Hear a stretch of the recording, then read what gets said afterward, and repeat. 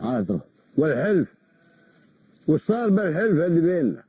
قلت له هو ما عنده مانع يتحالف معنا، لكن به سبب واحد يمنعه من الحلف. وش هو؟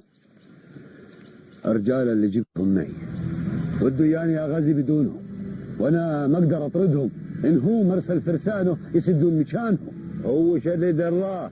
ومن اللي علمه؟ انا اللي علمته كل شيء، علمته من يوم عمي ما قيدنا بالحديد الحين ما عودت برجال ورجعوا لي حقي.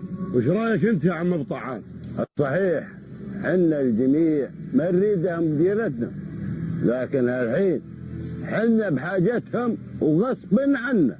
صح لسانك يا عم شهوان، هذا هو يا رجال غزوتكم. وهذه يا شاهر تنحسب هزة عصا بوجه راشد. راشد وده يرجع الحلال، هذا حقنا، وإن كان هو يقدر الجيرة وده يرجع الحلال. أنا أروح له وطلع الحلال.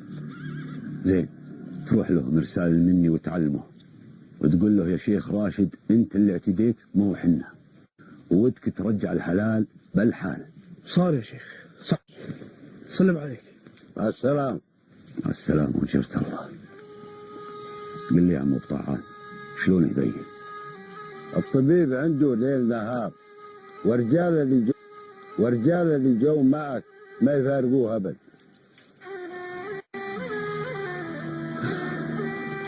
السلام عليكم. عليك السلام ورحمة الله. يا مزهر بشر، وش وراك؟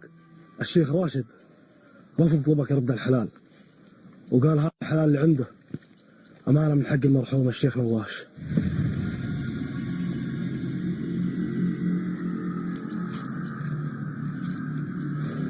لو كان يعرف الحق ما خلى رجاله يغزونا.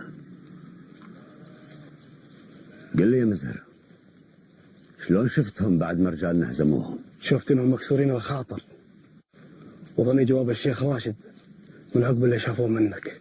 إن ما رجعوا الحلال بدي أضربه ضربة أكسر بيها ظهره. ودك مني شيء طال عمرك؟ لا، روح الحين تريح، حين احتاجك أطلبك. تامر يا عم.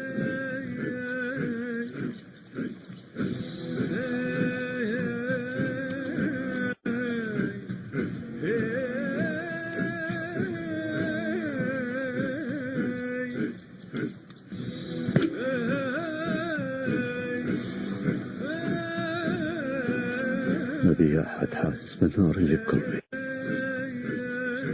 مرجعة الحلال شلون ودي انطن هاوش وجماعته حقهم، شلون ودي أرضي ربعي، شلون ودي أتحالف مع الشيخ مرشد. والله لو جاني ضيف ما عندي شيء أكرمه بيه.